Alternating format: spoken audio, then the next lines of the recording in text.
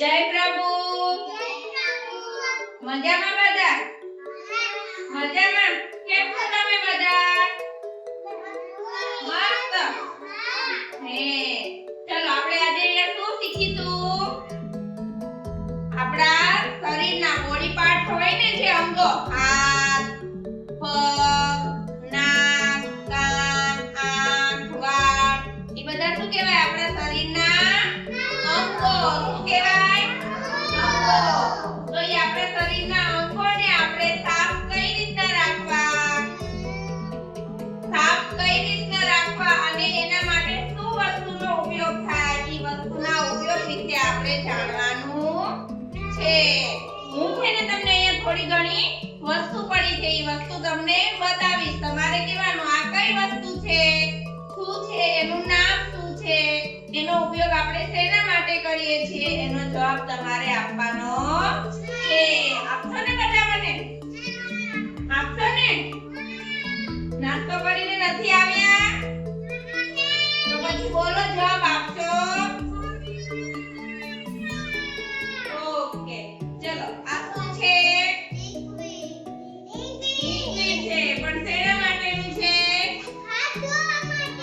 હાથ ધોવા માટેનું. એટલે આને શું કહેવાય? Hand wash. શું કહેવાય? Hand wash. શું કહેવાય? હેન્ડ વોશનો ઉપયોગ આપણે શેના માટે કરીએ છીએ? શેના માટે કરીએ છીએ? હાથ ધોવા માટે. આ શું હતું? Hand wash. હેન્ડ વોશ હતું ને? હવે આનો ઉપયોગ આપણે કઈ રીતના કરીશું? તો પહેલા જે ઉપરનું ઢાંકણ હોય ને એને આપણે દબાવવાનું છે. શું કરવાનું છે? એક હાથે આવી રીતના આમ દબાવવાનું છે, હાથ રાખીને. એક હાથ નીચે રાખવાનો ને એક હાથે દબાવવાનું. પછી હાથમાં હેન્ડ વોશ લેવાનું. પછી આમ આપણે હાથ રબ કરવાના.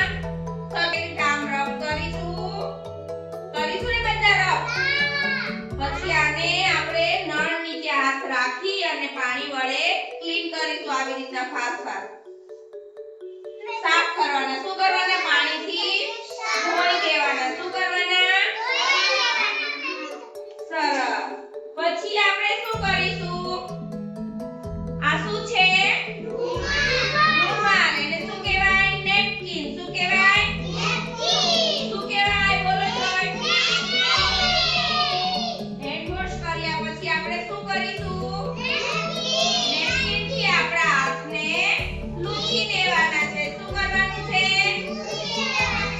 શું કરવાનું? નેપકિનથી આપણે હાથને લૂછી દેવાના છે.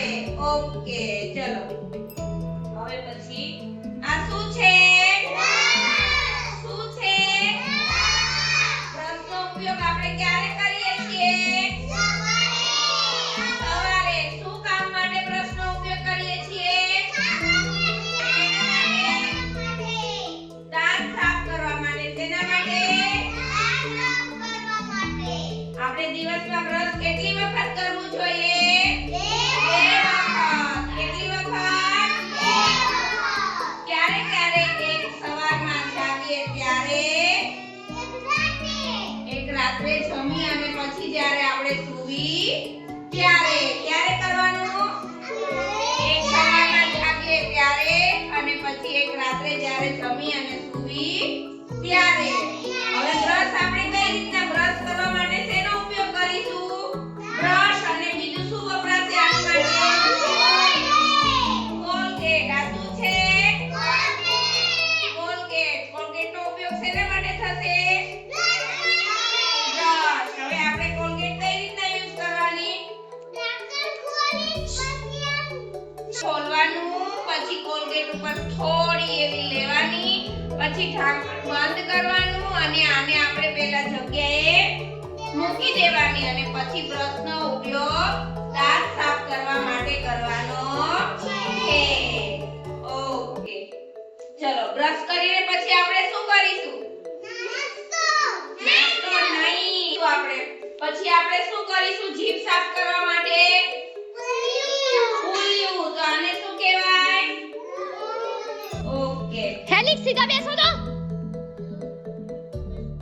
ચલો. પછી આ શું છે? સંભળાણું નહીં. શું છે?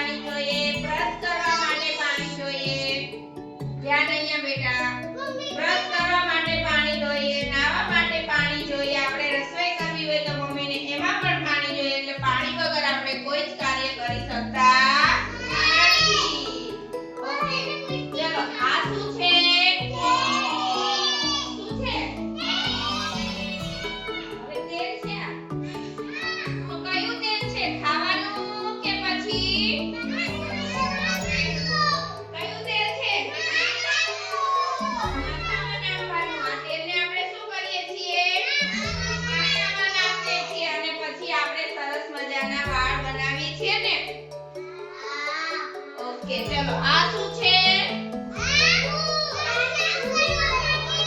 કાન સાફ કરવા માટેના ઇયરબડ. શું છે? આનાથી આપણે શું કરીએ છીએ? શું કરીએ છીએ? કાન સાફ કરીએ છીએ, પણ આપણે જાતે યુઝ કરવાનું. કોની પાસે યુઝ કરાવવાનું? મમ્મી પપ્પા જોડે. Very good. પછી આ શું છે? શું છે? Nail cutter. નેલ કટરનો ઉપયોગ ક્યાં થાય છે? આ નાખના નખ કાપવા માટે ક્યાં થાય છે? આપણા નખે ના કાપીએ તો આપણા નાકમાં મેલ ભરાય, પછી આપણા શરીરમાં જાય, પછી આપણા મોઢામાંથી પેટમાં આવે, પછી પેટમાં આવે તો આપણે બીમાર પડીએ. બીમાર પડીએ તો ડોક્ટર પાસે દવા લેવા જવું પડે. આપણે સ્કૂલે રજા પડે. સ્કૂલે રજા પડે તો આપણને ટીચર ભણાવે એ આવડે નહીં. એટલે આપણે નખ કાપવા જોઈએ. ઓકે. ચલો આ શું છે? સેનિટાઈઝર. શું છે? સેનિટાઈઝરનો ઉપયોગ આપણે ક્યારે કરીએ છીએ? બહાર ગયા હોય ત્યારે આપણે આપણા હાથ સાફ કરવા માટે શું ઉપયોગ કરીએ છીએ? સેનિટાઈઝર આપણા હાથમાં લઈએ અને પછી આપણે આમાં હાથ રબ કરીને સાફ કરી દેવાના છે. ચલો આ શું છે? સરસ. શું છે? શેમ્પૂનો ઉપયોગ ક્યાં કરીએ છીએ? આપણા માથું સાફ કરવા માટે, માથાના વાળ ધોવા માટે તેનો ઉપયોગ થાય?